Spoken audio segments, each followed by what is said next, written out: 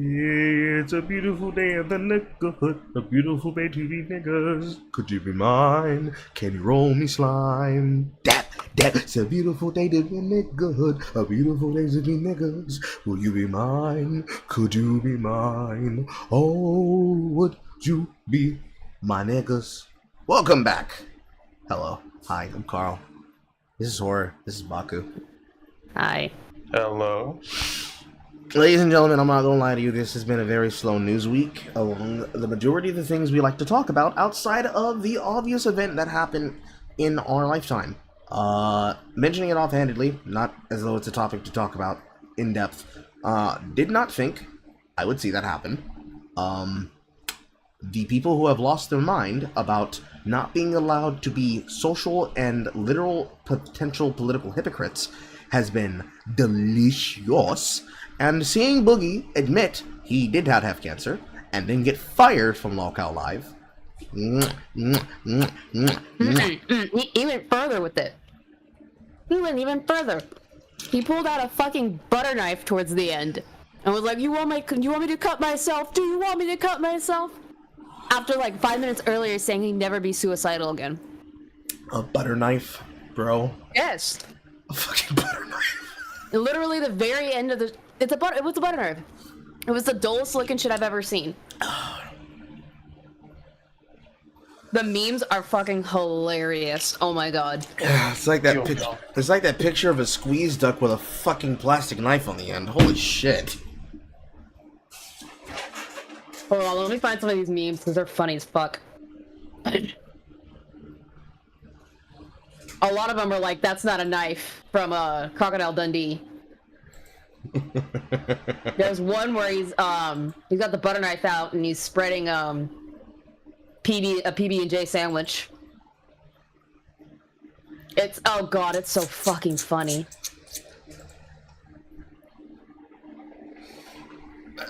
And there might have been a little bit of lag at the beginning. As soon as I closed what I was open inside of, it tried to start pushing updates immediately, so I had to pause them. The lag should subsist momentarily. If not, I don't know what it is. Literally, we are now back on Twitter. Elon's desire to make it so that you can only have the ability to stream on X if you have an active X Premium subscription had very much fucked with our plans for movie nights the other night. So I had to check to make sure it was functioning today. That's the only thing that has changed that's different from last stream, where we were between YouTube and Twitter, or excuse me, YouTube and Twitch. That's the only thing that I can count for that would cause that. Otherwise, I need to figure out what to do. Check the chat, the live stream chat. What a strange world to see Boogie cycle back to self-satire without the self-awareness. Is he hilarious? Is he aware of it? Who knows? Oh, I'm sure he is. It's also really funny because he was, up until Destiny came on, he was like calm, somber, like, I'm sorry. And then as soon as Destiny started pushing him, he was going full blown, you're a liar, fuck you. It's like, well, now we know what you actually are. Showing your colors. But besides that, there's not a whole lot to the Boogie thing. I know he's fired. Yeah, it's a shit show. Yeah. Who are they gonna replace him with? No idea. There's been a lot of stuff thrown around. But I'm not sure yet. I know that I think they were serious when they said Medicare could do it, but I mean, shit, why not? And yeah, everybody loves Jim. Well, except for a few people, but those people are dumb. Jim represents an era of the internet between he who shall not be named, who likes to mess with blocks, and those like myself who are in the same mindset of Jim. There is an element of the internet that's supposed to be unmolested, and that's the idea of anonymity and saying things that you want because you can, and leaving it there. The particular people that do not like Jim do not like Jim because he represents a knowledge of knowing what they are, and that from his most quintessential records, which have been uploaded by the internet, by the way, by Purity Sin Gaming, the girlfriend of Weaponized Nerd Rage. A particular one from his series about, how do you put it? Fakers, internet fakers, internet posers, that they aren't actually in the culture, they're not a part of the zeitgeist, they do not know the actual terms, they know none of the deep lore, they know none of the deep history, they know none of the deep laws that are to be unbroken. What was that? Tourists. Tourists, true. Tourists. What do you think? I said Tourette's? Yes! Tourist is the new name for them. I forget exactly what Jem called them, but it's from one of his more common rants. I believe it had to do with his, with the old Something Awful forums that he was a part of with, H. Bomber Guy and whatnot. They pretend to be in the know just enough to position themselves in positions of power or influence to then shit up the things they get involved in and grab power for themselves. The problem with them is that in order to really check some of these people, you have to ask them certain questions in certain orders. And I'll dip briefly into it, even though we just talked about it. This is something that's come up in the game that I've been playing on stream by the name of Once Human, where my game server has gone from being a social video game to the most dramatic soap opera since Degrassi and a regular Spanish soap. There is a 50-50 chance, anytime between a 6 to 10 hour stream, that the chat will be inundated with drama not akin to literal high school varsity football team bullshit. It's hilarious in overall context, but because it is a social game where all of us have to still work together, and I can't ignore the particular people who are accountable for this action, doing these questions and asking these questions has been very, very, very illuminating to the personality of the people in question.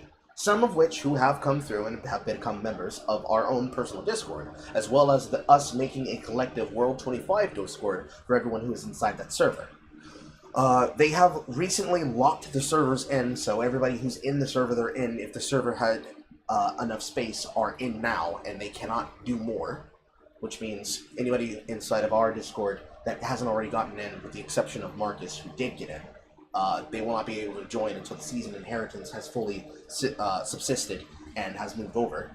But for the most part, this is very relevant in all places, because you see them everywhere. I believe the example that would exist now that would be concurrent to what Jim used to be a part of would be Kiwi Farms, even though Kiwi Farms shouldn't really be used as a baseline.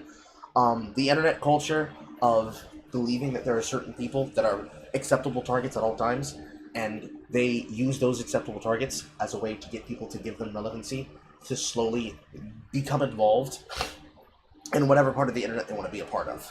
For Destiny and people like him spawning Vosh, who spawns Keffels, who spawned Demon Mama, who spawned a bunch of other breadtubers, or in the scene of video gaming, if you want to call them grifters, certain people who call themselves conservatives that are actually just internet women who have gotten the attraction of TikTok about them by setting themselves up in the hands and arms of people like Nick Fuentes and Miley Yiannopoulos, slowly then turning on the grift and then turning against them because they think they're super omega gay cringe and can't get anything more out of them, since these people are homosexuals, unironically, and they can't use the coochie to control them.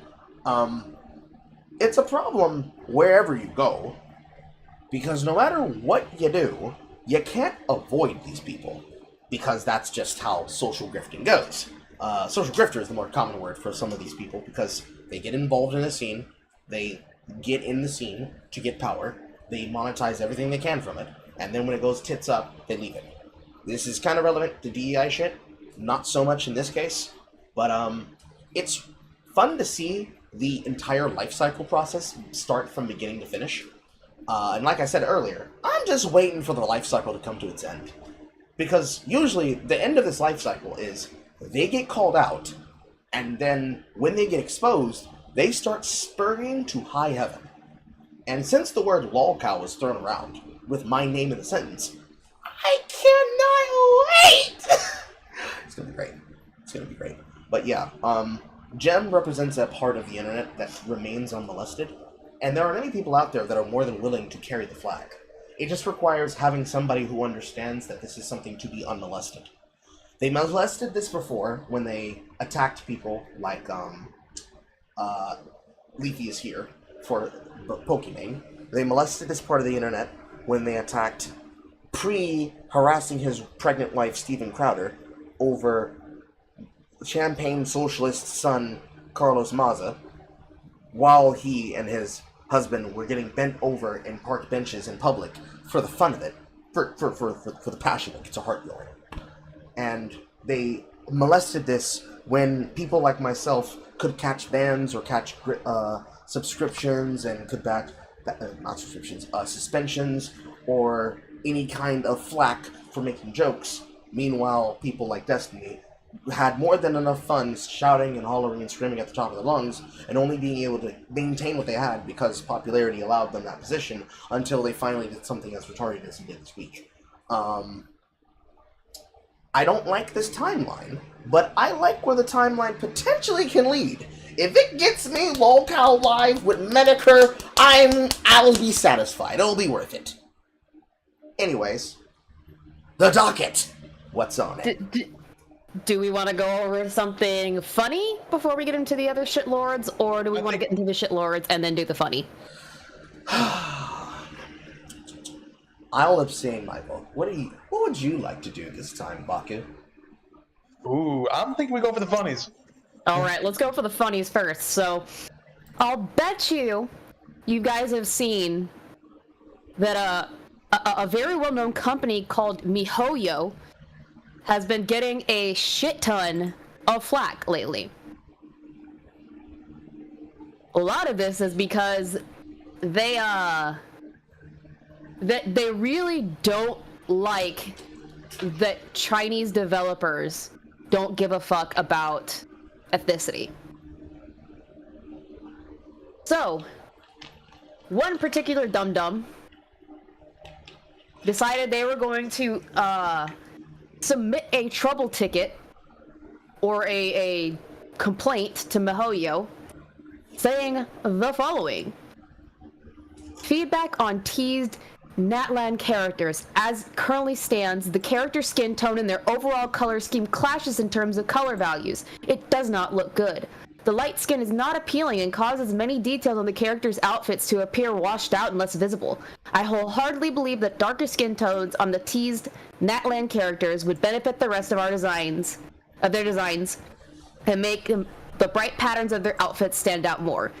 As a region that is meant to be inspired by indigenous African cultures, it is also quite disrespectful to create an entire cast of light-skinned characters. It is not representative at all of people belonging to indigenous African cultures that Natlan is supposed to meet. It's supposedly meant to be based on. Please make these adjustments as it is current at its current stage. The characters do not look ready for release, and many of the fan base will not invest in these characters or pay for them. Attached edits of characters with darker skin.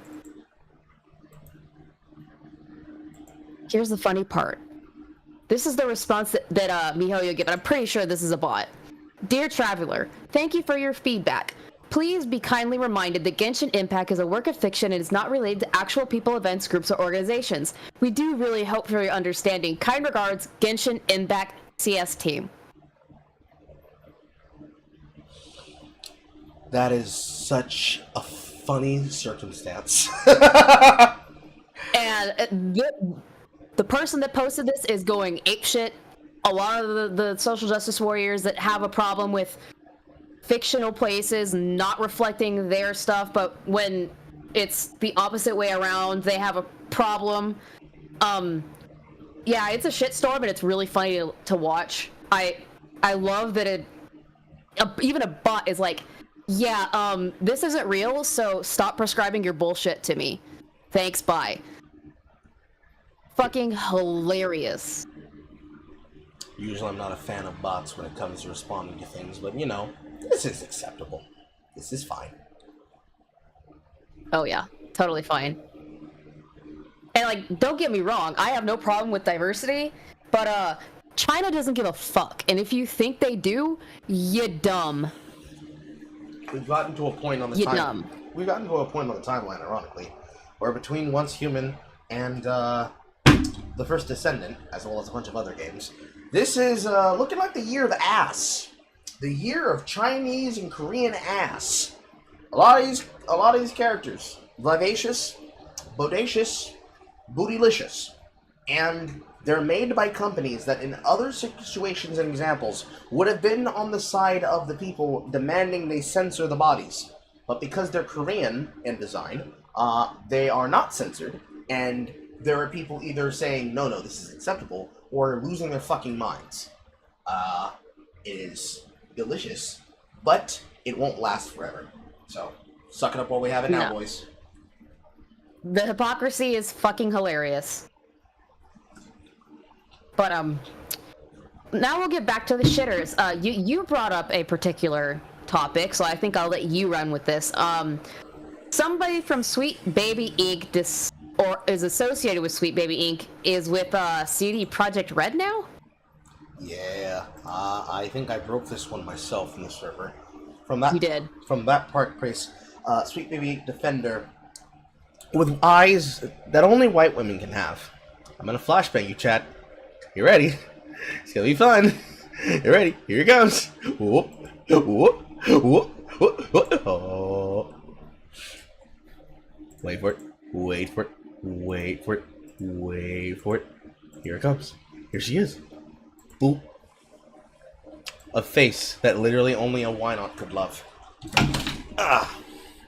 Mary Kenny? Kineney. Okay. Sweet Baby Defender, who claims that every lever must be pulled to push the big gay agenda, has announced that she has joined CD Projekt Red. From July 1st, 2024, written by John F. Trent. Mary Kenny, I was right, they misspelled it here. Mary Kenny, the former associate narrative director of Insomniac Games, who is working with Marvel's Wolverine, the really bad game that I don't think anybody wants to see come out. Carl, pause. Yes. You may want to check what's going on in your background. There is a lot of complaints about buffering, and it is buffering a lot. I don't have any idea what's causing the buffering, but I've tried to correct it back. I'm going to go check and see, and yep, exactly what I imagined would be the problem is the problem. So there's nothing I can do about that, unfortunately, chat. We have horrible... I'm guessing... Yep. Mom's throttling? Yes. We have bad ISP, chat. I'm sorry.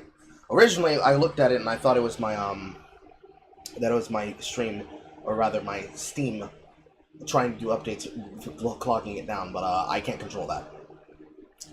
Unfortunate, chat. Unfortunate. Anyways, Mary Kennedy, we're just gonna have to push through it. I'm sorry, chat. That's the best we can do. Kennedy, has gone to a company that actually over the years has always demonstrated they never had a problem with, quote, wokeness.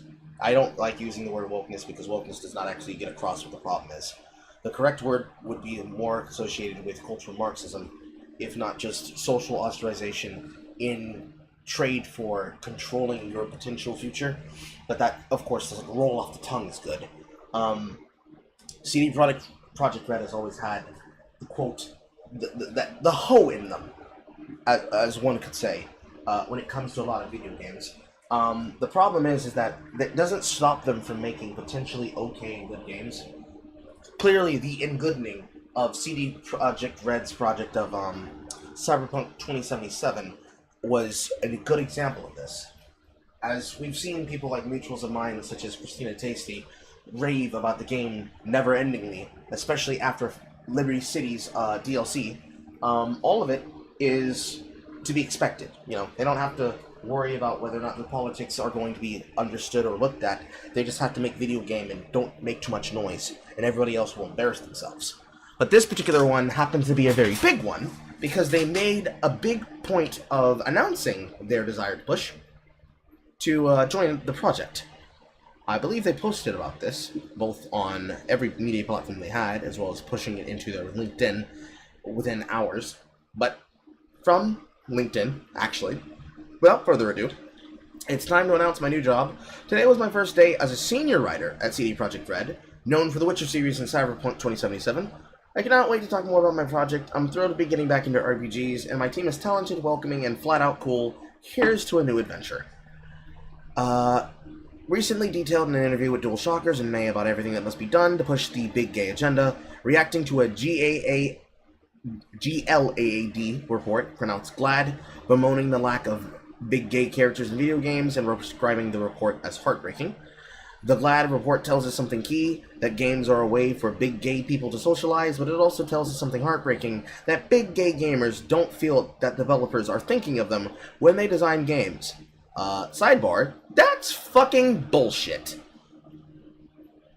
And we all know it's bullshit. I forget what the name of the game is called, but a video game with very bad design characters that looked like they were from the 90s and early aughts.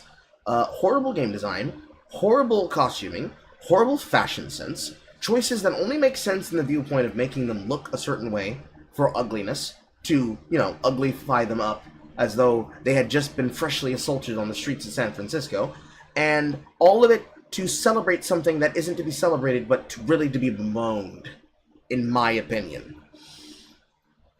If it's who I think she came from, she probably had a hand on that particular game. But even then, there are plenty of things inside of the GLAAD reports that will always say that there's not enough homosexuality. This has been a trick ever since the time of feminist frequency under the watchful eye of Jonathan McIntosh and all the other people in her social circle.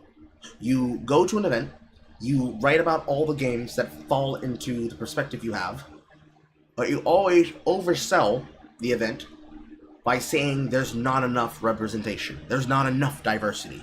You didn't have 5 lesbians all scissoring each other on the cover of the game. You didn't have 15 games with a plot twist that actually your lead character is a transgender, like in Tell Me Why. A game that they literally gave me for free on Steam. All of these things are not as they should be, and therefore, we're not doing enough. We must gay it up even more. I hate it. It's boring. It's one note. It used to be able to get outrage, but after 10 years of this, within a 25-year cycle, and I'm gonna be 30 this year, guys, it's boring. It started out like a trickle, then it became a sprinkle, then it became a stream, then it became a flood. You tried to put a cork in the flood, then you uncorked the flood, and then you made it rainbow colored. It's tired. It's done. It's done. It's a wrap. Stop it. Boring. Boo. Tomato. Tomato. Tomato. Move on. Anyways, back to it. Whoop. Whoop. Go on screen. There we go. Glad report. Blah blah blah blah blah blah blah blah. There are so many big gay developers, and what we want players. And we want what players want. To design experience that tell the player, we're here, we're queer, get used to it, we're here, we're important, and we belong. Another sidebar. Big gay gamers and big gay developers. All I want is a functional video game. With a repeatable game loop, with decent graphics that run well on medium, with brightness settings where I can see what I'm looking at and what I'm shooting at and what I'm slicing at, and doesn't make me feel like I'm in a live episode of Dora the Explorer. Can you find the waypoint? Blink, blink, blink. I wonder where the waypoint is. Force your character to walk in the direction of the waypoint. Can you find the ladder splattered with more fucking white and yellow liquid than a bukkake in a fucking Japanese jab film? We can do better. We did better before. And if you put Amy Hennig back in lead of a project, we will do better again. In order to obtain this, she declared, we need to pull every lever we have. Characters, community support, mechanics to make it so. That means it's not good, and you guys are full of shit. Not only has Kennedy made it abundantly clear that she will do everything in her power to push the big gay agenda, she had defended Sweet Baby Inc. after working with the consulting group from Marvel's Spider-Man 2. In a 12-post thread to X, Kennedy attempted to justify and defend SBI pushing of woke ideology into video games, writing, "Some of you don't seem to understand how narrative consulting on games work, but don't worry, I do. Yes, it is about SBI, because I worked with that team, and they're one of the finest in the biz." Sharing disingenuous breakdown of what Sweet Baby does by 8-bit closed fist user, who I've already covered before in the two-part chronicle of Yaponomics. Wokeness is killing gaming. Here we go. I have avoided the conversation about Sweet Baby Inc. for so long, but it's getting out of hand. When a game is being made, some people will hire them with writing dialogue to write certain kind of character design or certain types of characters. Spoiler alert, it usually involves stories and characters that aren't the default. Anti-woke people call it one of this, and they flock to it like flies on a turd. They tell you the reason that Kill the Justice League and Arkham Knight were bad games. They'll say the reason why it's dating a death woman, why Joel lost in golf, and why they can't edge to their favorite characters, and that sounds ridiculous because from the bottom of my heart, it is. I told y'all motherfuckers there's a reason I quoted exactly that motherfucker. They won't mention the games that they work on, like Ragnarok, Alan Wake 2. They won't tell you precisely what they worked on, the piece of dialogues that they did, and what games and how they did it, because they don't know. It's not public knowledge. Some of the clowns go as so far as to say that they're the reasons for the layoffs, which makes no sense, etc., etc., etc., blase, blase, blase. I've literally already covered exactly this rant of his. I demonstrated why this is fake. I demonstrated why this is dumb. I demonstrated why this is a lie. I demonstrated why it's retarded. It is boring. And the reason why it's boring, as I explained, is that they don't actually give a shit. They lie, they cheat, they steal, they break Writing Guild Association rules, they break SAG-AFTRA rules, they break BAFTA rules, so that they can try to hide their hands and then run away with more credits than they deserve, and bring in money for their writing, and push money into writing that they don't deserve to have, because misinformation is how they get what they do. This is why we wrote the story and we ran the story on Wukong Black Myth, because them rejecting the SBI money means that China at least has the backbone to say, no, a fuck are you, American? And we, in America, can't, because that's how the companies make their money. Again, if you want to see more about this, please Google Yaponomics and the further Yaponomics of SBI on my channel. After sharing the video, Kennedy posted, "It starts with the dev team has an idea. Maybe they already have an outline of the story and a core game loop. Maybe they have a whole script and a playable build. Either way, something is missing. Could be any number of things. A character feels underbaked. Maybe a whole faction. The backstory of a map has weak sauce world building. Nobody on the team has time to do the research or the brainstorming to make it cool. Maybe the dev team has gotten a lot of notes from publishers and executives, which is a horrible sign. Executive producers don't make video games. They fund the money for it. That aren't working in the game. Maybe the notes are all internal. The team knows something is wrong, but not how to identify and fix it. Whenever you are in development and wherever the notes are coming from, the problem is the same. Something's wrong and the team can't figure it out, and that's when you call Sweet Baby." Also posting this next fact is key because some of you are really confused. Narrative consultants do not get the final say, and they don't override the core dev team and the leads. It doesn't get into the game if we don't approve it, she emphasizes. This is obviously bullshit because all of them are of this exact same walk and disease. They all agree lockstep with what's going in the game. That's why they say you could never know, it's not public knowledge. It is. They brag about it, openly, as they usually want to do. Kiss Kendrick could not shut his mouth anymore if he tried to, and he hasn't tried at all. From the Blurred Comic Podcast, where Alyssa McConaughey appeared, to Alyssa McConaughey herself saying, "Fight me, IRL," and then running for the fucking hills when women said, "I bet, put your hands up." It's boring. They can do better. Furthermore, they consult, they do research, they pitch ideas, they give feedback, they maybe even write scripts, but none of it gets into the game unless the core dev team agrees with it, which they do, lockstep, ideologically speaking. I'm going to keep saying it because it's key. They, Sweet Baby, nor any other consulting group, come in to wreck games, she said, as Gamer X and Black Girl Gaming ruin gaming. Literally about, I believe it was 2 weeks to a week after this was said. They're helping smooth out plots and deepen characters. They ease the burden on the core narrative team, and they're additive in every way. If the dev team disagrees with them on something, they don't take the note. It's really that simple. So no, they don't kill your game. Of course they had nothing to do with the layoffs. They gave notes, pitches, advices, and research. The studio made the final call on what went into the game, and if you have beef, it's with us. Keep it with us. Here's the thing that's dumb about that. If every single company is taking notes from the same consultancy firm, but they all also agree, lockstep, ideologically speaking, with what they want in the games, and you, as they, agree that every lever must be pulled for this to happen, then SBI giving you notes doesn't mean shit if at the same time they're lying about their writing credits and you're lying about what happened in the games. Because if it came from them and they're a part of the writing staff that then okayed what they did, then what you okayed them doing is your doing and their doing, because they didn't do it without you knowing about it. So what you're really saying is, we told them it's okay, and fuck you for doing it. Upon which, how's that $200 million in the hole looking for you, WB? How's them canceled studios and games looking for you? Canceled studios and games, what, there are too many at this point to count? You feel good? You feel smug? Did you own the chuds? All of this giant lie, as Sweet Baby Inc. CEO Kim Belair admitted in 2019 that she and her company were opposed to diversifying a game with a Frenchman and advocated for a person of color instead. All of this again represented, when I did this coverage, in a part of the Apponomics, from which I got Now You See Me, representation as innovation, where she openly admitted that we don't like picky, baby white gamers. I'm abbreviating some of this. We've covered this already on the show. Blase, blase, blase, blase. Blase, blase, blase, blase. I'll get to the important part here. They have to consider, I say it out loud as a joke, but it's actually very, very true, because if you start to consider the people who are player and audience facing, and you have to deal with the mitigating harm and keeping with the sentiment around their game and their project positive, they're a genuine value that you can press upon them both ethically and financially. You could say that this is important.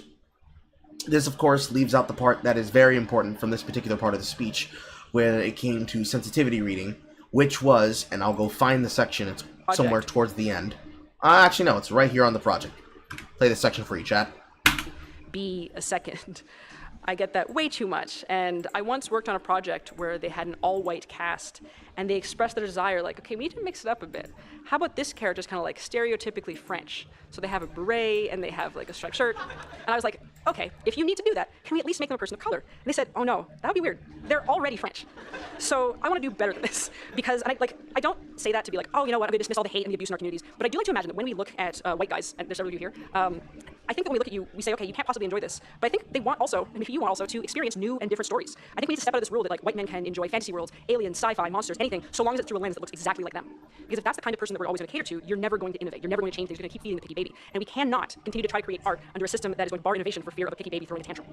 And I really don't think that it's impossible to change this, because as like a woman of color, I have played with and like empathized with a lot of white men.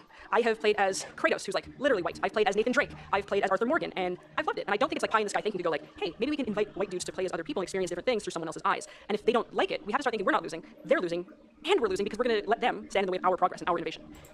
And that's ultimately what it amounts to. Another one of these has gotten into a company that has already been infected with a bunch of them, and is bragging about their new successful entertainment, and it is exactly what you would expect it to be. It is the death knell of CD Projekt Red, but are you really shocked or surprised, chat? You really shouldn't be, but you know, yeah, the Sanpaku Eyes is kind of the killer there, Arcater. I can't imagine we have opinions different than when we covered this the last time we covered the subject matter, but let's go around the table. Horror?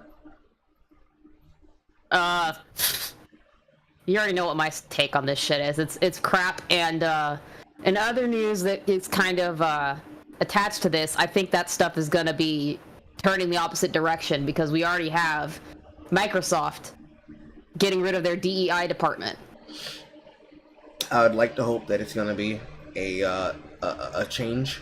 I feel that they're going to start using it as a way to bury the language inside the company where the public cannot see it, and outwardly they will make it appear as though they are focused together when actually the rainbow flag will be dominating the majority of the discussions.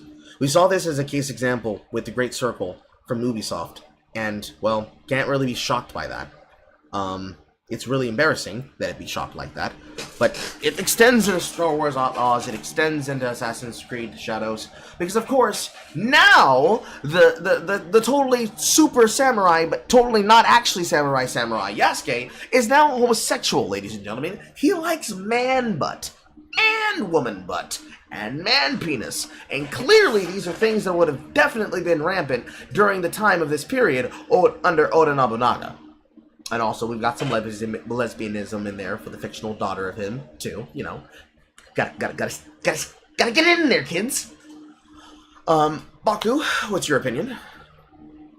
He is not at the mic. Rip.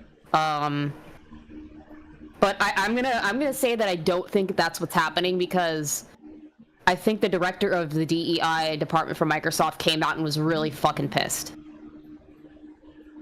So I think this is more they're seeing that they need merit in their people that they hire, because it'll turn out a better product,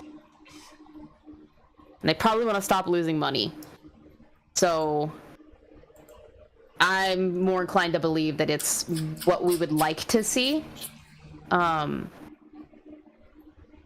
But that's where I see it going. And some people that are in this camp are getting their comeuppance, because as I've said very openly, I am a D&D nerd. I love tabletop games, even though I don't get to play them very much anymore. And I've grown up playing D&D since I was like 4. So seeing somebody who wants to destroy it from the inside getting their comeuppance makes me fucking laugh. And by somebody, I mean Kyle Brink. Kyle Brink used to be the executive producer for Dungeons and Dragons. Around the time, or up until he decided to say that there's been mistakes made in years past where people assumed that D&D players were all, white dudes in a basement, which has been a faulty assumption for a lot of years and gets more and more false every day. And so in my viewpoint, honestly, guys like me can't leave soon enough for this hobby. And then he did. And you were fired. And guess who he was replaced by? Was it a black queer lesbian? No. Oh. She definitely looks she I think she might be Caucasian or light skinned. But it is a female. Her name is Jess Lenzillo. Oh wow. Or Lenzio. That's a really greasy forehead. What was that, Baku? I said that would have been a little too easy, buddy. Yeah. It is a 50-50. Fair enough. And the backlash that he's gotten from this is so fucking funny, because he is, as of recently, protected his account on Twitter. Oh, of course, that's what Kyle's doing. Damn, that's crazy. Why Damn, does that's crazy. he literally has the face like he looks like Will Wheaton's brother? That's an uncanny phenotype there. Anyways, We've already given you guys the good about Boogie 2988. So we will move to the next one, which is Sniper Wolf. Apparently she's being smeared by a commentary YouTuber. Yeah, Hey. It's pretty bad. So this all started with a YouTube video that was posted by a not so small, almost 1 million subscriber YouTube channel, One Giant Onion. He posts a video on the 28th of June that's called "My YouTube Channel Might Get Banned," where he's basically saying he's got a strike on his channel from who he believes is Sniper Wolf, and he puts a picture of the strike with the information redacted in the video. The video in question is allegedly a video of him reacting to SS Sniper Wolf's content for 3 hours. Put a pin in that one. Because he already has a following, this got a big kick up in Twitter, or on Twitter, to the point where there was a hashtag free onion that was trending for up until things really blew up. And what I mean when I say they blew up is Moist Critical got a hold of this, on the 7th of July. And love him or hate him,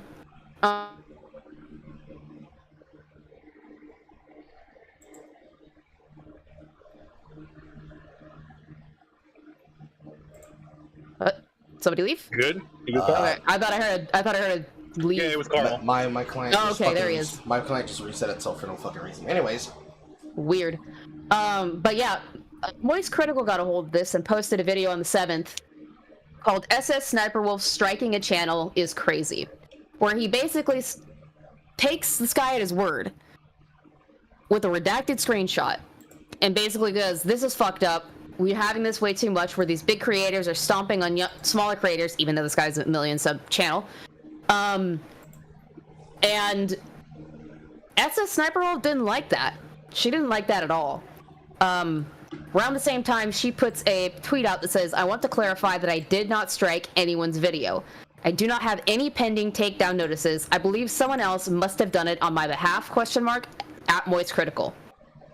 And he responds. And it's really weird, his response. I don't... If that's true, you should contact the strike channel and get the info of the person who did strike it so you could take legal action against them. There's a huge problem with this dog shit on the platform right now, so it'd be great to put a stop to it. Why is she supposed to reach out to him? Shouldn't he be reaching out to her? Because he's the one that got the strike and wants it removed? If she didn't do it, why should she be reaching out to him about it?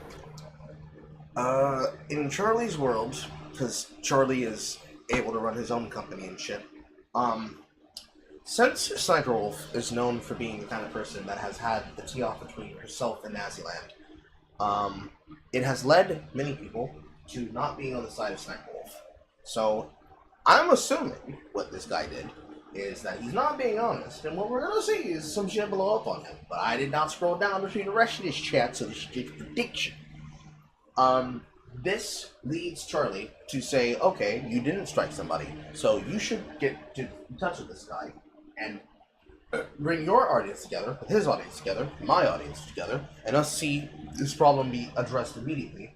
Because since there is a nature of people using other people's names to use false strikes to silence them, it would be easier, but not as simple as it would be with him trying to get in touch with her, but assuming that he didn't have the power to, even if he is a million sub-channel question mark, he should be able to finally get her hands on it, and then him together, and then her together, and then him together, Charlie with him backing the situation. They are able to summon the Avengers and get the problem handled. Is the logic Charlie's going through. Because it's easier for her as a big time user to reach down to him than him attempt to reach up to her without him having already made a stink about it. Since he basically did what is the proclivity of the YouTubers needing to get attention for problems. Either summoning Team YouTube by complaining loudly, or summoning a larger YouTuber who would complain to Team YouTube on their behalf by complaining loudly. I don't think Charlie should be telling her to reach out to him, however. I think Charlie should be having both of them link up together, because he doesn't have to wait for Leah to do something. Charlie can literally just connect the two of them together instantly. Just like a bunch of Lego blocks. There you go. And things take a, from what Onion says, a plot twist. So, after SS Sniper Wolf basically says, I didn't fucking do it, this is stupid, why doesn't he, like, why, what's going on? He posts the unredacted screenshot, and it says, here's the copyright strike I received from either SS Sniper Wolf or someone impersonating her. He didn't say impersonating her when he put out the video. He said she did it. But how can you say it's irresponsible to post a video without reaching out to you first about it? You would have never responded in a lifetime. I hope this wasn't you, though. Now, from what Charlie says, because he does come back and say something about this particular strike was not from Sniper Wolf.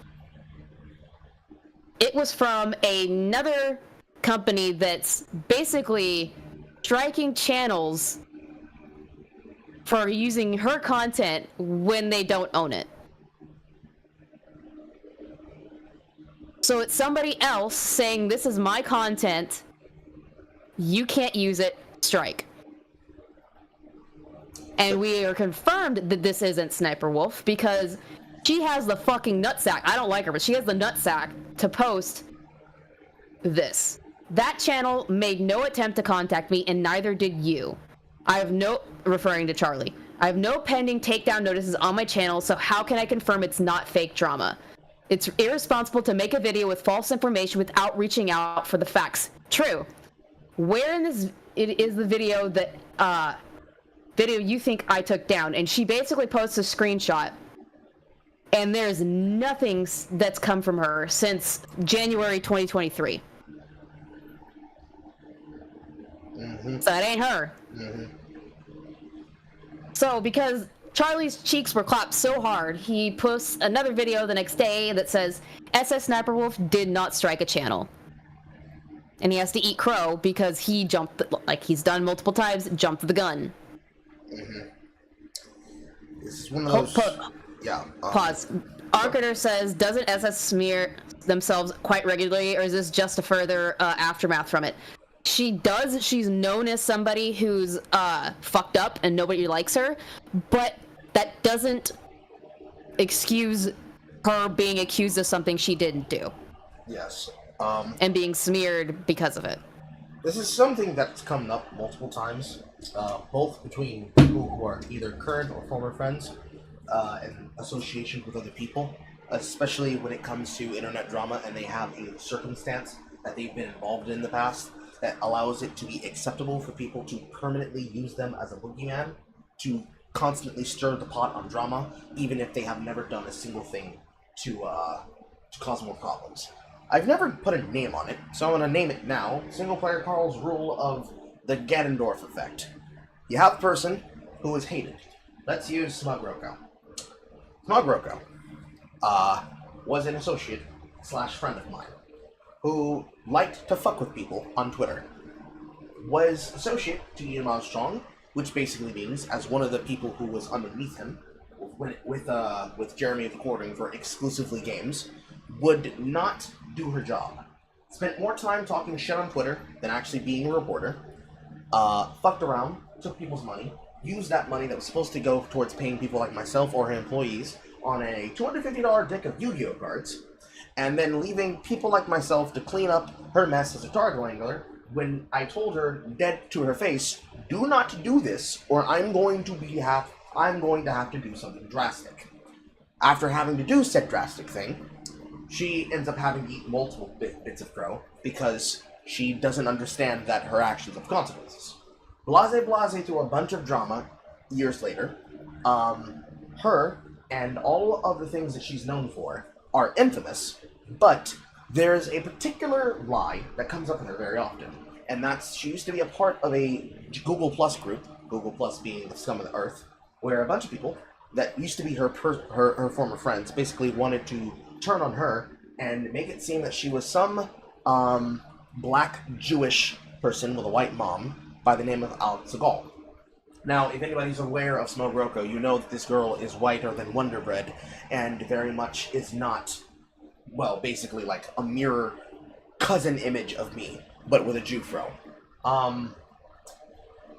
Every single so often, somebody who doesn't like her or wants to attack her under the new name that she has as a VTuber, known as Kiyomi, managed by Ash McGowan, her manager, which is Kung Fu Man, occasionally tries to push the Alex Segal lie. But because she's a figure that is supposed to be persona non grata and an acceptable target to attack, no one's going to really defend her, with the exception of the people who are aware that this is a particular lie that's not true.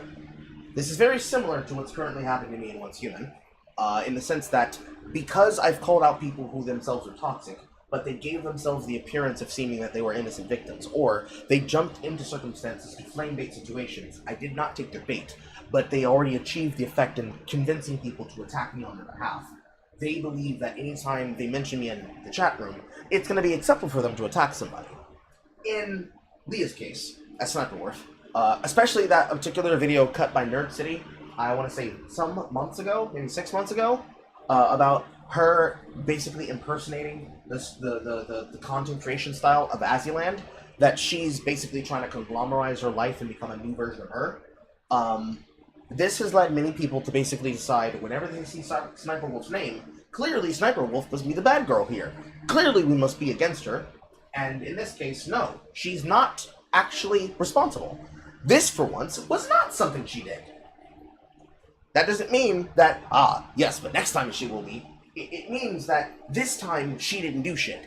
And she, like I, have to push past the bullshit of everybody assuming something, or jumping into something, and say, no, definitively, suck my lady nuts. Here's the proof. Where did I do it? All of you guys are ready to say it. Where did I do it? And this is respectable. And she should have done that shit exactly the way she did it. Because this is a serious accusation to put to somebody's name. And the problem with this Ganondorf effect is that whenever people, it's a very cinematic scene for those of you who remember the Ocarina of Time. The first time you go back there after you get all the spiritual stones, you see dark clouds forming around the gate of Hyrule Castle. You replay the scene that is played in the dream when you first wake up at the beginning of the game, and you come face to face with the demon. When you see people do shit like this, you expect people like Charlie to be on that ass immediately and tell you what's what, especially in the lazy style where he doesn't have to really do much of a reaction. Same thing with Asmongold. Same thing with anybody. Technically, even the same thing with us. But there is a level of journalistic integrity that you have to actually do. You do need to try to do some level of research to have an understanding of the facts of the matter. That's why we take notes.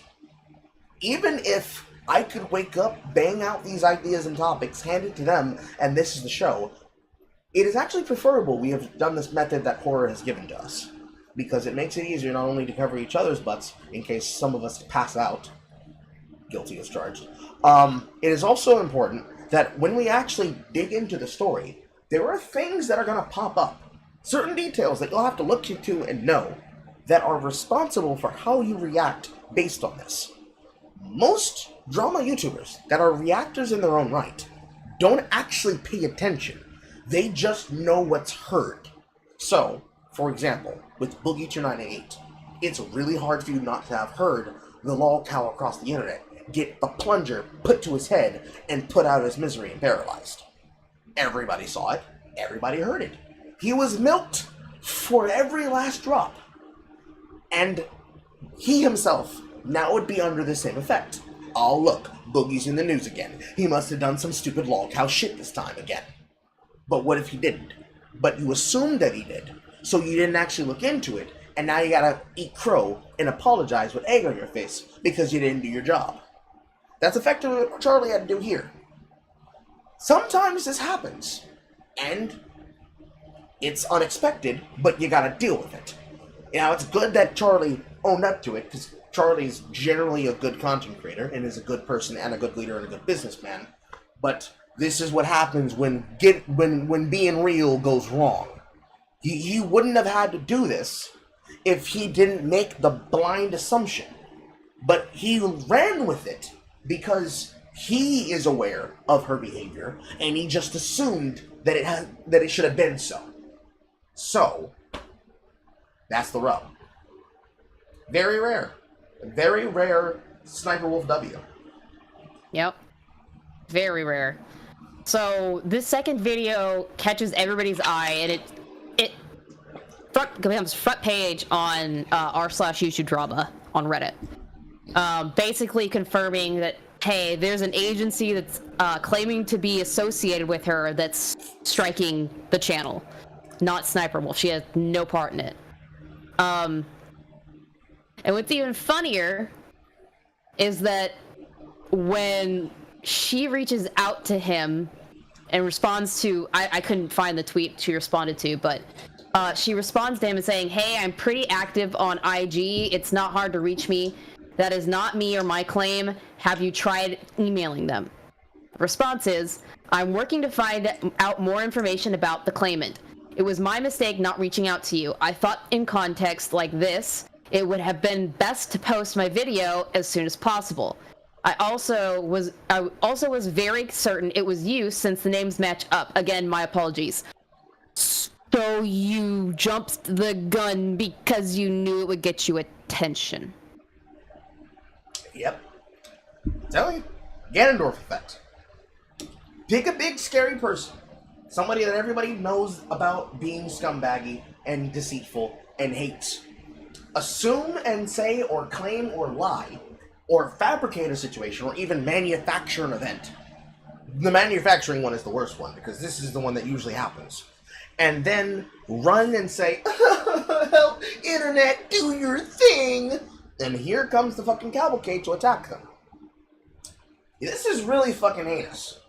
Because you effectively, and this is something that happens often, you effectively gave somebody who would not usually be given the benefit of the doubt. And we can only hope that she decides to treat this exception well, and then returns to where she came, and does not do so with any pettiness, because when this happens, this is what then causes people to not know who to trust. This is where you need somebody who actually pays attention to the drama directly to be able to tell you what's what. Like us! Because, of course, Nicholas Iorio would immediately be on the case to cover this, because this is relatively important, especially to the, to the context of shit. And it's similar to the concept that usually comes across when it comes to reaction content. The whole concept of reacting harder. Not all of the people in question happen to do so, but most of them do video edits, so they don't use more than is necessary for fair use to begin with anyways. But sometimes, and it seems to be the case here with Onion does not, in fact, subscribe to the Carl method of reacting harder, and instead was freebasing. Now, I have an example, if you want to... I see it. I have my screen up because I know you can't. You're blocked by Diorio. Mm-hmm. But he posted a video that's along the same line of what we think was going on with Sniper Wolf. It's called Watching Logan Paul Until I'm Entertained. Now you tell me what you see. It's not going to take very long. We'll stop and go because we don't want to get in trouble for posting shit that we're, whatever. Mm-hmm. But let's see what this is. I have it on the screen. It was a perfect time for him to come in and activate that army of people. And to Jake's point, even the people that kind of messed with you or didn't care, there was a bunch that hated women. There was a bunch that wanted to do this. That's almost 20 seconds. Has he moved? Has he said anything? Has he had any input? No. Let's continue. There's a lot of nihilists who just want to watch it all burn. And they just want to get involved and be like, yo, let's start trouble. Let's fuck people up. But back to the crux of all of it, the hurt people situation. And honestly, I've been feeling worse and worse from the fuck. 30 seconds of 5 straight minutes that have been posted. Nothing. Not a word. Barely any movement. What does that tell you guys? To me, it tells me that this is probably what was going on with the other video. Because this one's gone. And if I'm not mistaken, I'll have to look at it again, but if I'm not mistaken, this might be gone from the channel. Let me double check that. I wouldn't be surprised if it was. I'm gonna take a look and confirm that. Go ahead. Screen's covered. I would not be surprised if it was removed from the channel, because this is just blatantly you not trying. Yeah. Let me see if I can determine if he did or not.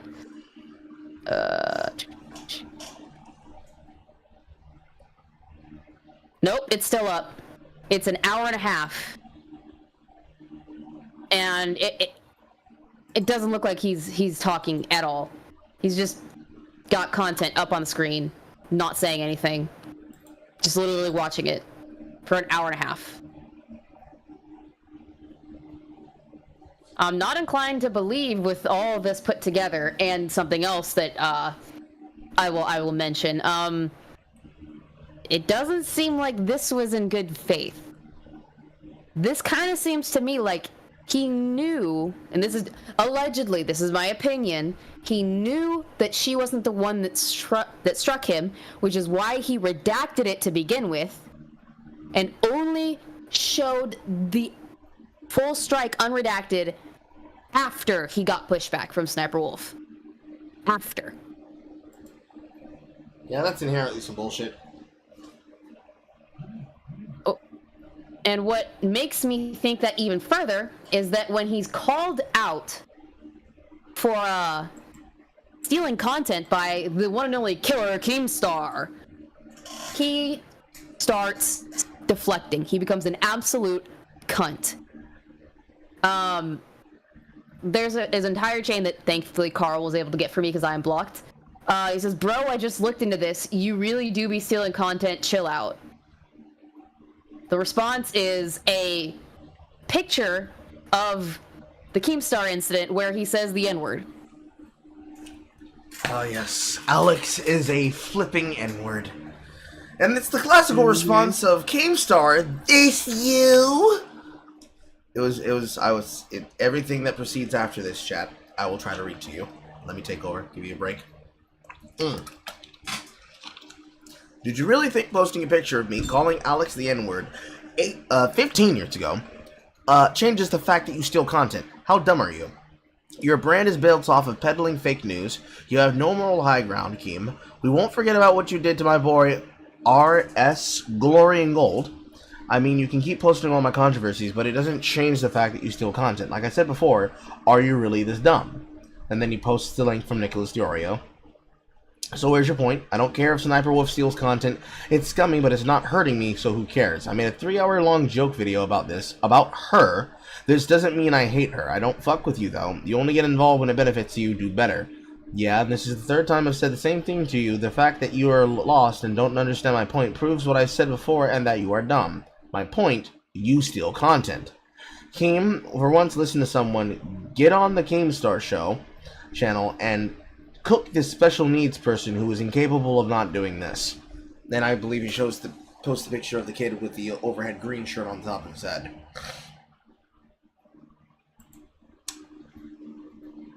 Honestly, never had a problem with Keem. Don't think I ever will have a problem with Keem. But Keem is 100% right about this. The guy's deflecting because he knows he steals content. And instead of just admitting that he knew that he was not 100% about what he was doing, instead decided to spurg at him. Because how can you argue against, bro, you steal content? Yeah, but you're black. Okay, but you steal content. Yeah, but you like watermelon. Yeah, but you steal content. Yeah, but you're a you can't, there's no arguing that. I'm sorry, you're cooked. You're cooked better than a turkey ham. Pathetic. Absolutely pathetic. Extremely. But that's all that there is to that. My opinion, once again, I think this was a clout grab. I think this was deliberate. And he didn't expect that Sniper Wolf would clap back and clap his cheeks. I don't think he expected a response. If she would have responded, I guess he would have expected her to be more hostile, and thus make it seem more believable that was her. The smoking gun in the situation is that if she did not strike him, and it was instead a random company that was striking him that does not own her content, why didn't he then get to the bottom of that? If, you know, he wanted to say, yeah, I overtook the content, but they shouldn't be claiming me for shit that doesn't belong to them. That was an angle he could have taken. He didn't take that angle. He went the fuck Keemstar angle. That's a weird angle to take. C'est la vie, I guess. Mm-hmm. So what we got next, gentlemen? Baku, I go first, you go first. He's still my back, is he? Nah, I don't think so. Kappa. I guess I'll go. Alright. So, this one is really dry, chat.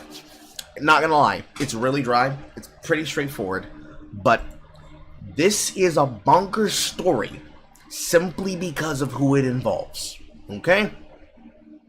I'm gonna paint the picture for you. Ironically enough, this one might actually involve Bukkake.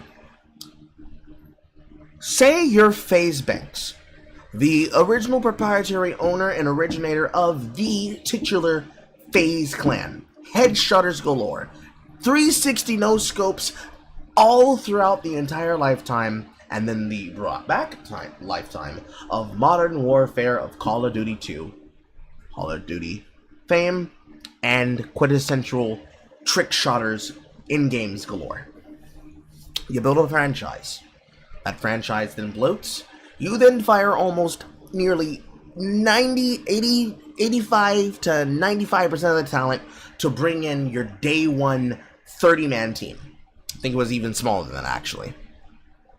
Fast forward from that, when you went from basically, we're all about the gamers, to 100 Thieves style lifestyle branding, back down to, we're all about the gamers, anybody who's not about that gamer brand, get the fuck out.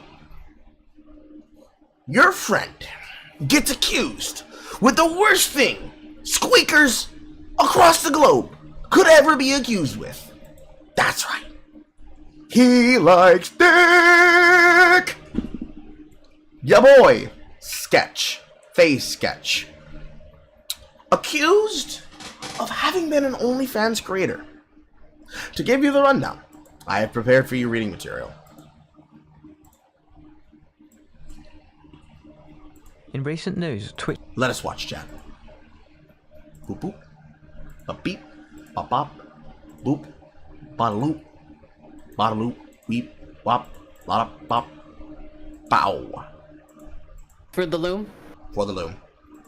Streamer Sketch has currently been trending on Twitter for a bizarre rumour as fans across the platform have dug up pictures of an adult creator OnlyFans, and people are tweeting Who out, cares? "This is Sketch." Followed by a FaZe member, Stable Ronaldo, also tweeting out, "There is no way that's on my timeline right now."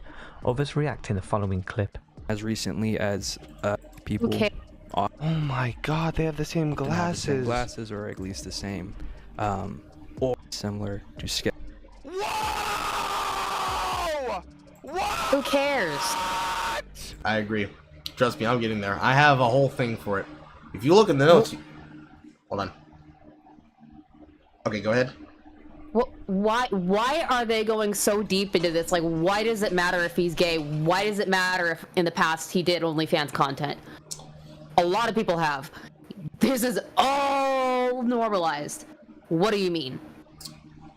In the world of competitive gaming, in the sense of actual esports, they have not caught up to the level that most of them have, mostly because, and I say this with the most seriousness in my heart, they operate on nigga logic. Because there happens to be a very heavy male influence in this particular kind of brand of gaming, this has been sort of inoculated away from most of what people have expected when it comes to the social environments that has been infiltrated by the big gay. It's not that it's been unmolested by it. They've got some inklings of that hoe in them, but they haven't really gotten to the question of what would actually happen if they had supposedly a case example of, to quote Signifier, a good case of that deeply rooted misogynoir and gay hatred. This, of course, doesn't really track because, you know, it's a group of video gamers and they have, as the screaming clearly denotes, interesting personalities. Still, video goes on until at least to 340. aka Kylie Cox. So this is now 2 ways to connect Skip this. Jamie Moore and Reddit. After this hit social media, Max Lacey and Ronaldo react to Sketch being exposed as an ex-OnlyFans creator before his fame. Here is Max and Lacey's response. Banks brought the Sketch around, bro, and you know, Sketch a big ass name, bro. Sketch probably the most household name. Yeah. And I'm gonna be honest, bro, this Sketch, bro, was just genuine, cool as fuck. Just a good ass guy, bro. Facts. Like, I'm gonna be honest, just a good ass guy. I'm gonna keep it all the way real with y'all, bro. had no clue. I'm gonna be honest, bro. He get real hyper and eager when the whole around. So we just thought he was a regular we were at a club. with a buzz cut. We were at a club. He left to go with a girl. Yeah, and it's not even about that. If he gay, bro. He might be gay. I'm gonna be honest. We haven't heard from him. I don't know what's going on. He was sleeping on the couch with his butt out. No cap. But regardless, though, it's a long story. Regardless, bro. Even if I hit. Now, do you see the reason why I specifically used the statement, nigga certified? It's literally a whole ass nigga sitting next to two homies. And he has to explain in the best way he can with his most broken gamer of Onyx. This really don't matter that way, fam. I don't really give that much of a fuck. If he like dick, he like dick. The blunt after him, I'm gonna be honest, bro. Whether he gay or not, that's still my friend. I really don't care, bro. And y'all gotta understand. Don't care, man. He got his bag. And then some. Other than this, you never hear about him being rude to people or big-timing people when they ask for a photo or anything. Just let him be. He's obviously not on that anymore. So I don't give AF play more Madden. Man, people have to reach for anything. Who cares? He's a humble dude who made it so everyone has to hate him. Who cares? Anything they can. Netizens are claiming that Sketch was allegedly into gay porn and featured in OnlyFans videos as a gay model before his career blew up in Twitch. While the streamer is yet to react to the alleged claims, social media users have flooded X's timeline with pictures and videos of Kylie Cox as a gay OnlyFans model. Los Pollos comes to Sketch defense after he was exposed in a YouTube video as a former OnlyFans model. Okay, first of all, number one, whether Sketch is gay, bi, or straight, why the f do you care what another man does? That's just... Thank you. So, for someone who made a bunch of you guys laugh and have a good time, for you to go, oh, he's gay now? Him. That's really up. But, again, if you just never cared about him, whatever, it's fine. Say what you want. There's people in the chat saying that he was in gay porn. You want me to open gay porn on my live stream? Yo, bro, I don't know what the kind of you're on. Exactly. I support what Los Pollos is saying. These... Yes? That is some of the dumbest shit that people in chats will ask for. You want him to go look at this while he's on stream and possibly get himself fucked over and lose money because you want him desperately to see something that doesn't fucking matter in the grand scheme of things. Like, how brain dead are you? There's an element of streamer culture that I do not like. It is very pervasive in this kind of scene, very much so in the finals, which is what pushed me away from doing it, where every single time I would go live, every single match is inundated with this kind of person, to the point that when people then decided to pop the slurs as a way to like get their last in edge on me, when we had to then take it to the lead of the finals competitive scene so that he could clap their cheeks out, they tried desperately to run away and not take accountability for saying these things.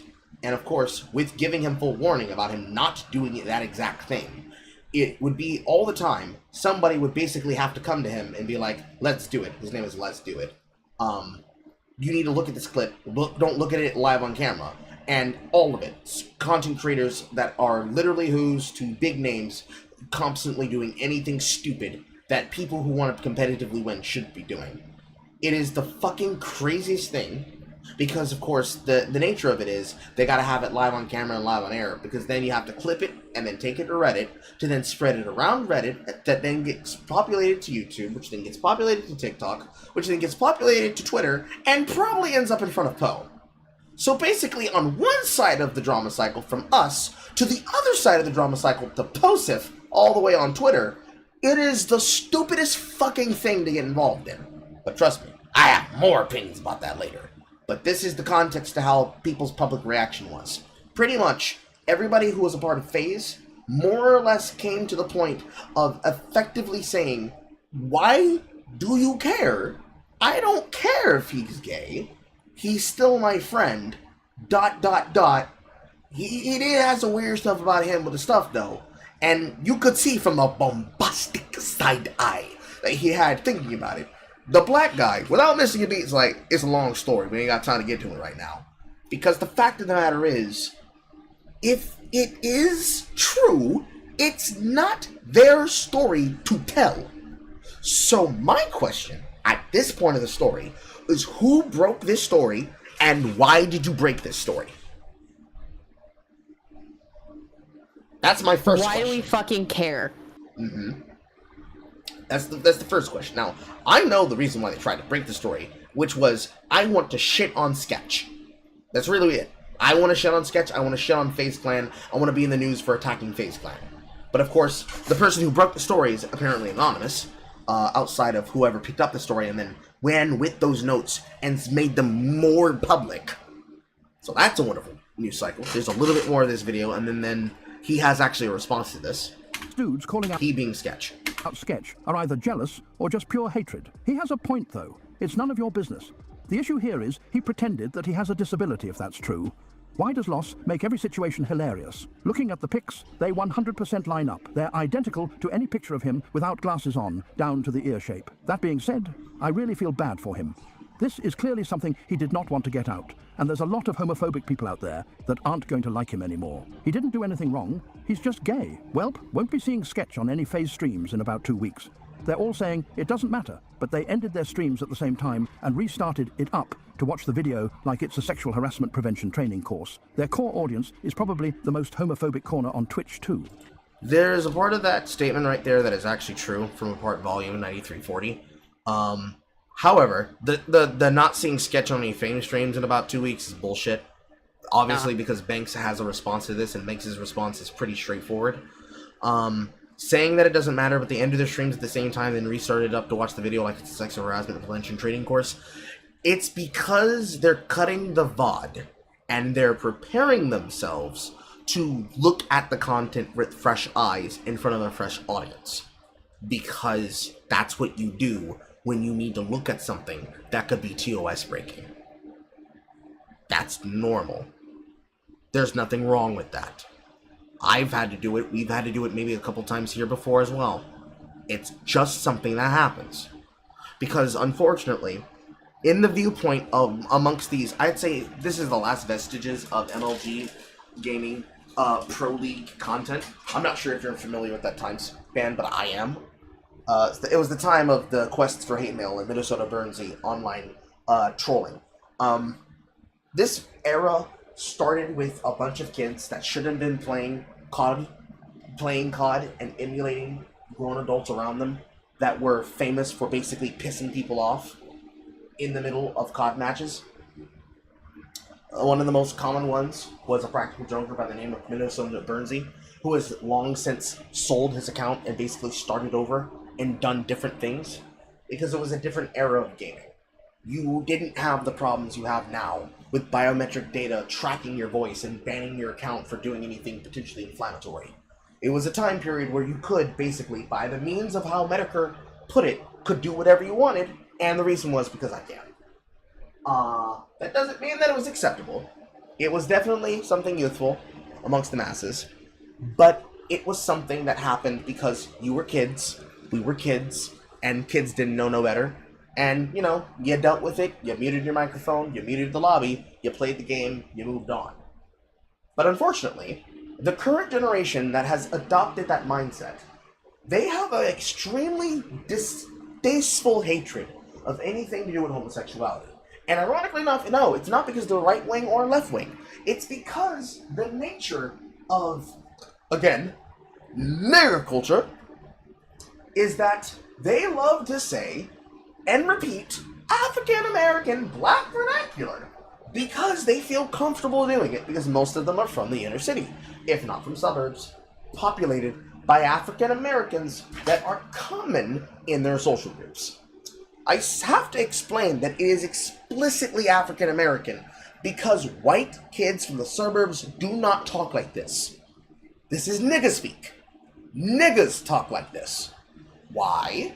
Well, black men, especially those that are from the hood, have this extreme distasteful hatred of homosexuality because down low and the culture around it is something that is pervasive within the social context of being a black male or being in black culture, that having sugar in your tea, being sweet, liking men, wanting to get bent over, and anything to the degree of a flaming public homosexuality usually could get you jumped. Just because if they were bisexual or gay, they hate it like it is a curse. Now, this used to be more common in the 90s, when hatred of gays was much more open. Ever since the time period of artists like Frank Ocean and Tyler the Creator, it's been more common to see them not be hateful and gay bashing, like a 90s Busta Rhymes would have been, and instead a reformed early aughts to current year Busta Rhymes saying, actually, those homosexuals make great music. And that's the long and short of it. Because a generation of young, sassy-ass black niggas like me are the result of single-parent households, where they have a lot more problems going on than their sexuality. You're getting beaten, you're getting assaulted by your family members, you're seeing horrible things happen in your block, in your city, in your squad, in your set, in your hood, and you can only escape all the troubles of your life playing the game. And the last thing you want is the vestiges of anything that reminds you about the things you're trying to run to your escapism for, invading your personal space. For people like myself, that's real shit. But these kids from Zoomer and Generation Alpha, well, the ones in Generation Alpha that actually believe this to be true, they don't come from that background with those stigmas or the stigmata. They're hearing about it and seeing culture and content made about it and emulating that behavior as though they have to be like that to fit in and be cool. And this, of course, is a pervasive culture on Twitch, because it's a pervasive culture on Twitter, and it's a pervasive culture on Reddit, which is full of people who copy what African Americans do. Mainly because most of them are progressive, if not white. Or white passing. This leads, of course, into a response from Sketch. And it's honestly the funniest thing that he could have done, and is exactly what he should have done to defend himself. Boop, boop, boop, boop, boop. Give me this link. And I put this over here. And Bob's your uncle.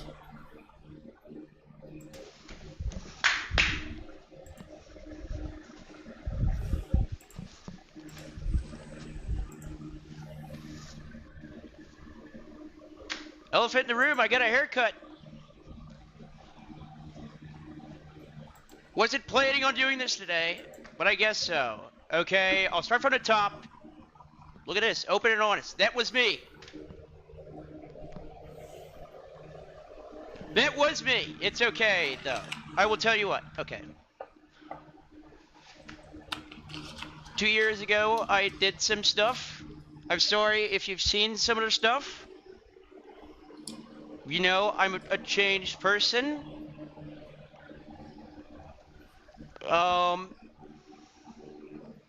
This is going worse than I thought it was.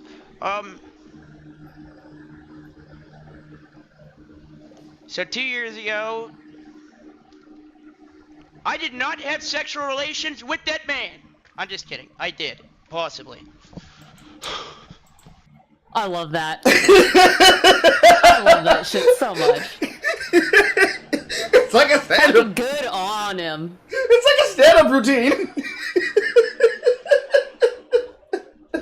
God damn. And that's why I named the segment that. Catch out of the bag. It's okay. What else do I have to say? I don't know. Thank you to all my people that have been sticking up for me. I understand if you're bad.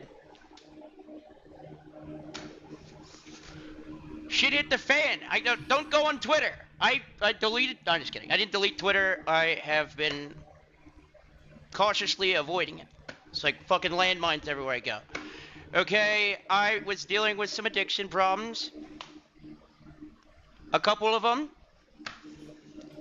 Were they the testicles? I'm joking.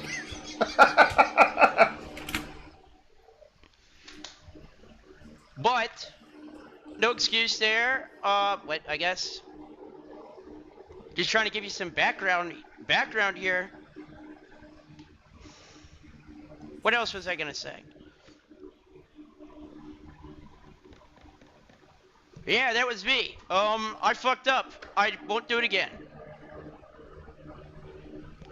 I'm just kidding. Well, I am dead serious about not doing it again. That was a dark time. Rough time. So many jokes. I can make so many jokes. 9,000? Who the fuck am I, Jinxie? Hey, love my brother Jinxie. Not like that, though.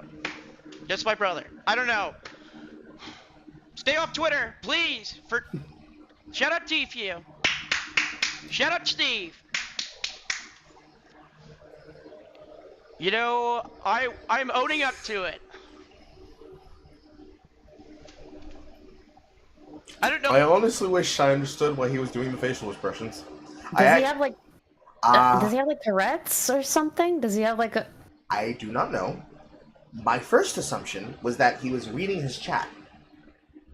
How long these videos usually are supposed to go, but who knows? Fuck it, I might stream for an hour. He might honestly just be nervous. Sonny, turn on DPS. Or is that a bad idea? Someone text me if that's a bad idea.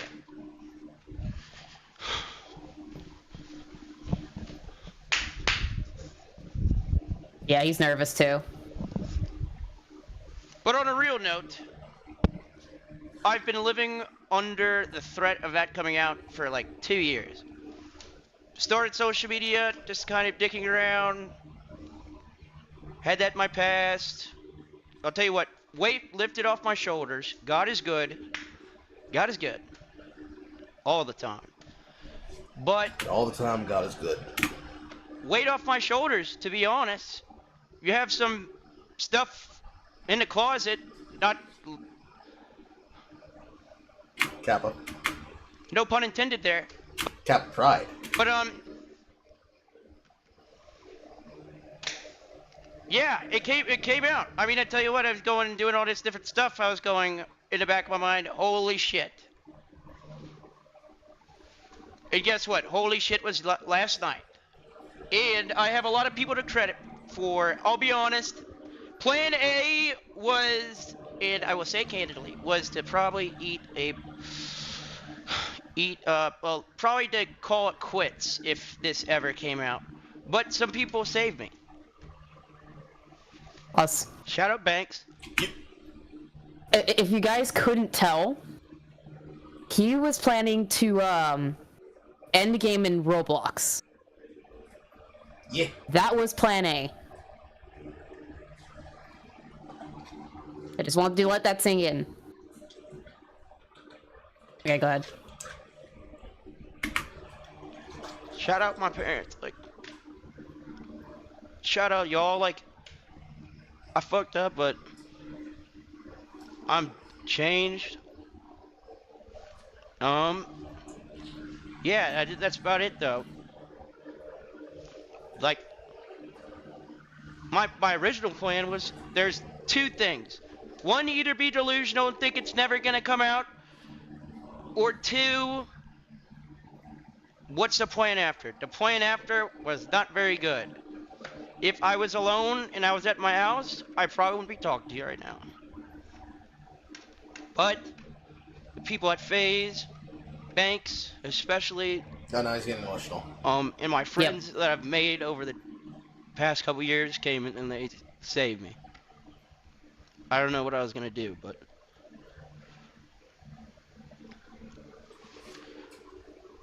I don't know. Fuck it, we start streaming more often. I probably or quit. I don't know. One of the two. You know, what Kim Kardashian do? If I get one more text about Kim Kardashian, I swear that doesn't make anything better. I'm just kidding, but I've been referenced to Kim Kardashian more often today than I have in the past 20 years of my life. Pretty cool. Wow. Awesome job. Love y'all. I don't know. I probably should end.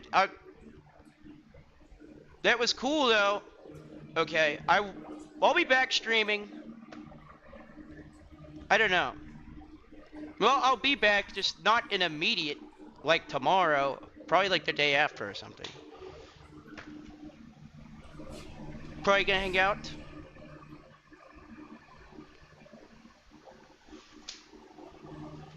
Pretty cool though. I don't know. Hey. And then is FaZe's response to this. If I can pull up the goddamn thing, impossible. Let's see, Lacy Plaqueboy Max and Stable. This is a YouTube short, and then this is a link to Banks's direct tweet about it. Even though this is something that we just already saw, this one is much more on the nose of exactly what you would expect the content to be in the style of. Ronaldo react to Sketch being a former OF creator. I can't see it, by the way. 1 second. I have to switch screens. This is basically the same clip from the first video, but with editing. Looking at the screenshot here, we can see this person very closely resembles Kylie Cox or Sketch. Most of which we're gonna have to just go off visuals and referencing Jamie Moore, Kylie Cox, and Sketch. If he a femboy, he's a femboy. Like if it came out I'm gay, you wouldn't stop being my friend, right? Like, like the thing about the era of MLG gaming is that this is the energy. Like a bunch of white guys eventually come across one of me, and they just accept that. Damn, this is that energy. Real shit. Real shit. Dab it up, dab it up, dab it up. Real shit. Because the natural state of the African American gamer is 3 levels. You've got the intellectual flavor. That's me. You've got the blasé flavor. That's obviously him. And then you have the roid rage, which used to be Tyler before he wrapped around to being intellectual like me. All 3 types have a natural state of existence. And that's, I don't really give a fuck about all that. I'm really here just to play games, bro. Because even if one of my personal associates were to come out as gay, I wouldn't care. And here's the reason why. Because he already explained my basic take, but I'm going to break it down further for those in the audience that might think, Carl, I need better explanations. I need you to give me examples. If he was gay, we don't know if this being real, so what? It really don't change nobody. Banks brought this Sketch around, bro, and you know, Sketch a big name, bro. Sketch probably the most household name. If the gay, he gay, bro. He might be gay. I'm gonna be honest, we haven't heard from him. I don't know what's going on. He was sleeping on the couch with his butt out. No cap. If he was sucking I don't suck. Lacy Plaqueboy Max. So, the fact of the matter is this, okay? I don't know why there are people in big homosexuality, love is love, love is love, I'ma go dancing in the street naked to celebrate my gay pride. This man could have a 92% headshot ratio with a kill death ratio of 58.9 in a match on average between 100 matches. What the fuck do I care if he's sucking nigga dick or something? More than likely, that's the reason why he's got a good headshot ratio. Let that man play with some balls too, and we can win ourselves a championship. We get 5 women and 1 nigga. Send each to their rooms, and we're finna make ourselves a championship team. That's what I would do if I was Banks. Why do you niggas care? Who leaked this shit? Who revealed this shit? Who said, oh yeah, we finna ruin Sketch's career? Who did it? I want to see your face. I want to see your place on the instant replay when he won the audience over with a Bill Clinton reference. Why? Why? Who was holding on to this bomb for 2 years, hoping to sink Sketch and lead him to have to do something drastic that he definitely shouldn't have done? Why'd you do that? Were you that mad he trick-shotted you in 2014? I digress. This, of course, led to the response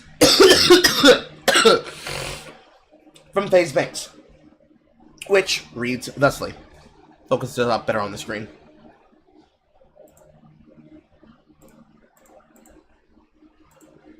Not everything needs to be broadcast and farmed. But since y'all want to jump to crazy assumptions, Sketch told me to post these receipts. All the Phase Boys were with him last night. Sketch was my homie yesterday. He's my homie today. He'll be my homie tomorrow. You guys are fucking weirdos. This one will be a little bit harder to see because then it superimposes on the screen cap. From Sketch, you awake? I'm sorry, bro. I didn't mean to involve y'all. Bro, what do you mean? You're our boy. You didn't have to dip. You didn't involve us in anything, bro. You good? I'm over by the airport. I didn't know what to do. I'm so sorry. Come back. You're good, dude. The boys pulled up on me and woke me up. They told me to make sure you were good. You're good, bro. Come back. We're all here. You're the homie.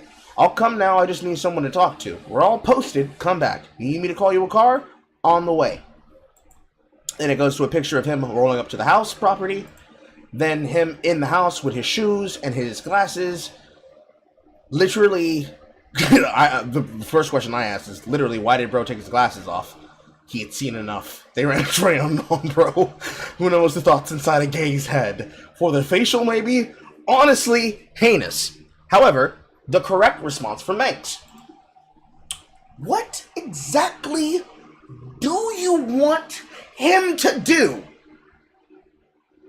What does his sexual proclivities have to do with his ability to perform? What does it have to do with his ability to perform? What does it have to do with his abilities to entertain? What does it have to do with his abilities to intercede? What does this have to do with his abilities to connect? What does this have to do with anything at all about Sketch's personality, his actions, his behavior, his past, his present, or his could have been cut short immediate future? Why was this made into news? Because people be petty. That's why. Now, again, if I were Banks, I would not only make sure that he's allowed full rights to be in the front view of any piece of property that features the FaZe Clan brand, but I'd make sure to start routing out the homosexual haters in his business by getting them on the page of, are you down with the bukkake? Or are you down with the bomb? Because if he's going to drop a 30 bomb, let him go ahead and just go back to doing what he's doing. Y'all want to be upset at him for only OnlyFans? Y'all finna hate what's finna come next. Ain't nobody going to be ready for what I would do. My content plan would be mischievous. He's going to drop a 30 bomb and he's going to drop a 30 bomb with 30 men.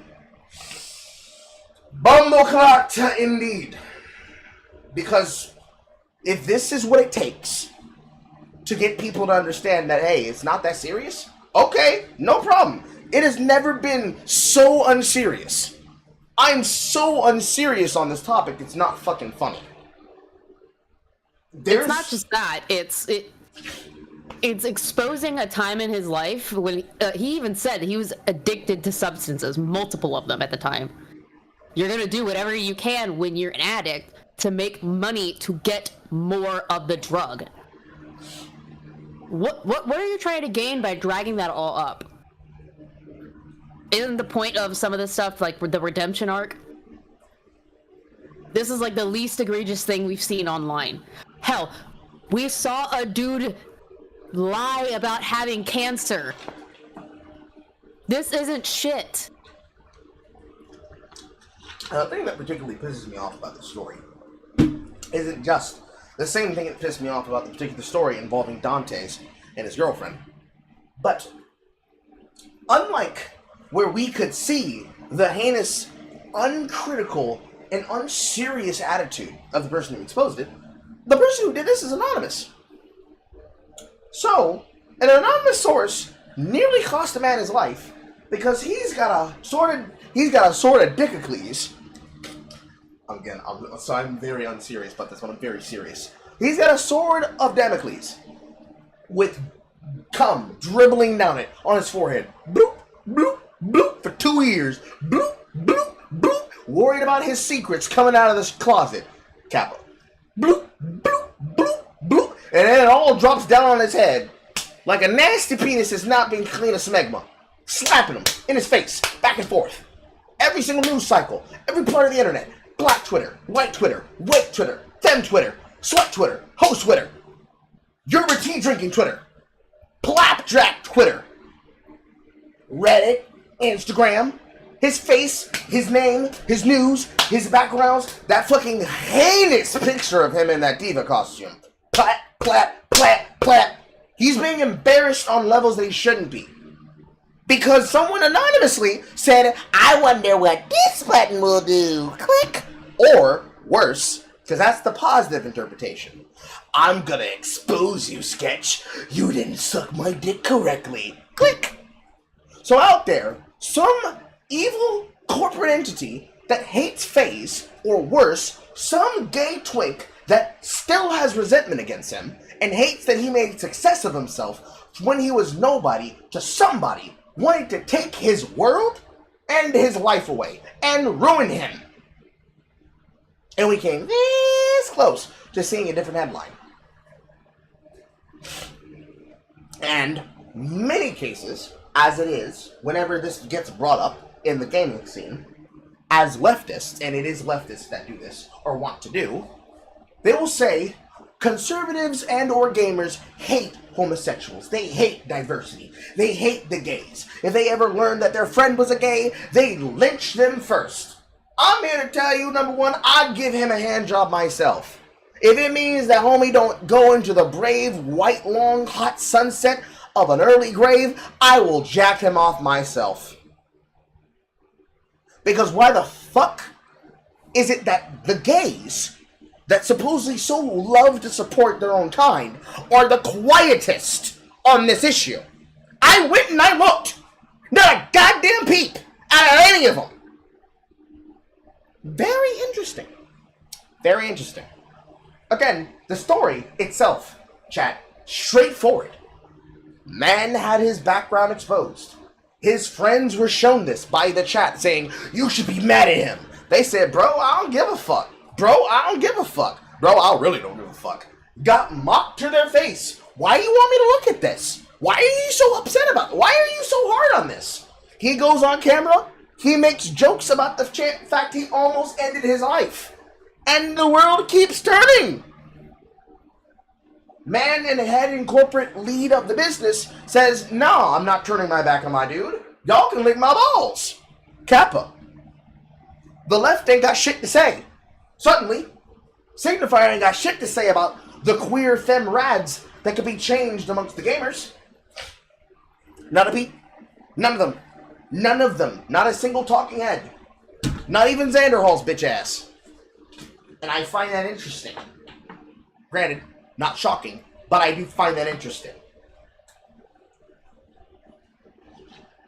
I hope he pursues... Sorry. The last thing I have to say. I hope he pursues legal action on whoever leaked this. Okay, go ahead. So, there's also somebody else that, got exposed for their background, Baku. Baku. They're Mexican. Tortillas, frijoles, and tortatas. He might actually be gone. He might actually be in the middle of business on a phone call. Okay, well, if he's gone, then I don't have anything else, and I didn't research this. He gave no notes, so... That's unfortunate. We're shit out of luck. Unfortunate. Let me see. Let's see what I can pull out of my ass.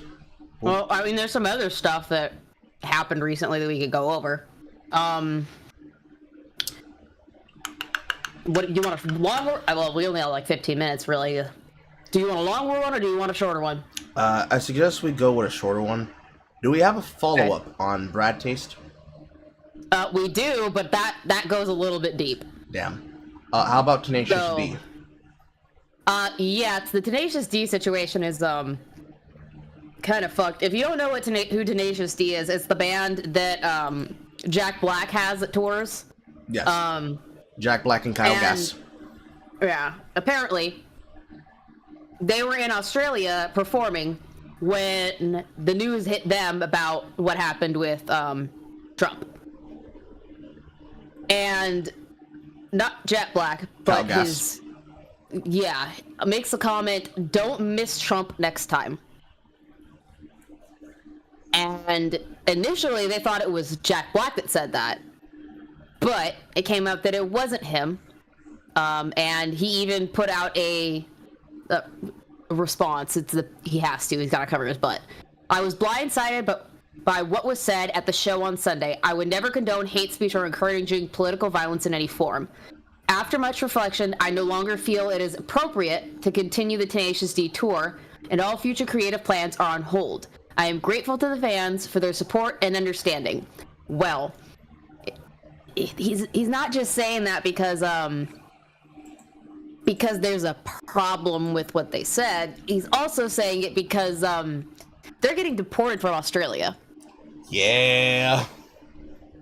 A media release came out from Senator Ralph Babbitt, who is the United Australia Party senator for Victoria, says Tenacious D should be immediately removed from the country for wishing for the assassination of Donald Trump at their Sydney concert. Senator Ralph Babbitt said today, Tenacious D member Kyle Gass, making a birthday wish, told concertgoers that he hoped the next person to shoot at Trump did not miss. I condemn in the strongest possible way the call to political violence by Tenacious D in Sydney on Saturday, the United Australia Party senator said. To advocate and or wish for the assassination of a president is egregious, disgusting, filthy, evil, and not acceptable in any way, shape, or form. This was not a joke. He was deadly serious when he wished for the death of the president. Former president, actually.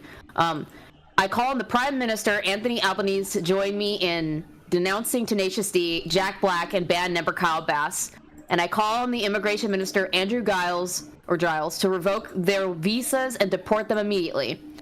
Anything less than deportation is an endorsement of the shooting and attempted assassination of Donald J. Trump, the 45th, and I'm not reading that, and they're apparently really like Trump. Australia wrongly locked up Novak Djokovic and deported him because he allegedly undermined public trust in vaccination. Allowing Tenacious D to remain in Australia after calling for the death of a former president, is unthinkable. And it affirms the weakness of our current Prime Minister, Senator Babbitt said. That's the end of it. So they didn't just piss off the MAGA people or the Trumpers. They pissed off the government of Australia. That Trump nut blazing is really fucking serious. Jesus Christ. Yeah. I mean, it's possibly likely that Trump is going to win, but until he is in office, to then say 45th and soon to be 47th president is fucking crazy. Now, they need to say this simply because Australia, being a former penal colony that then resumed its penal state upon the attempt to use COVID vaccinations to lock down the citizens and restrict their rights, was something that was plaguing every single person who is a citizen of or was a resident in Australia, including Sydney Watts of the Publica and her own personal channel. It has been long since documented what was happening in Australia and how they went about treating them, and it is not unexpected that there would be a fiery letter written about this, simply because I wouldn't say that Tenacious D as a group is popular, but Jack Black has had a pretty good last 5 years, especially with the continuation of the Jumanji series under the arm and the muscular biceps of Dwayne Johnson with himself. I'm trying to remember her name. It's the actress for for Nebula, was a Doctor Who companion, the good one that was red-haired with her husband, that both of them got killed by angels as their send-off. I can't remember her name off the top of my head for some reason for a second. And Kevin Hart, in I think the last 2 films were them together, and then like a guest star from a Jonas brother. For the end all be all, Jack, just because of his whole Jabinski Gaming's era and his Hollywood revitalization era, which I guess is currently extending to Kevin Hart right now because he's in the Borderlands film, and Jack Black was involved in that as well. The element of his star rising, especially with the Goosebumps sequel being what kicked that off, would lead to them seeing this as an opportunity to have a backbone, sorta, kinda, They should condemn them. I don't think you immediately need to call for the deportation of them, because this looks more like a political coup attempt for power by using it as a way to highlight the reactions from COVID versus the rhetoric from COVID. I expect something similar from France, and I expect something similar from the British government. But I can agree with the sentiment, but the whole Trump nut glazing is what makes me look at this and say, there seems to be an element to this that is not very good. But there's more to this story. Yeah, I know that Kyle Glass actually posted a response to this, but I'm gonna say my piece on it. I don't think, like, I am a staunch believer in freedom of speech. However, the freedom of speech does not cover you from making threats to other people, especially a former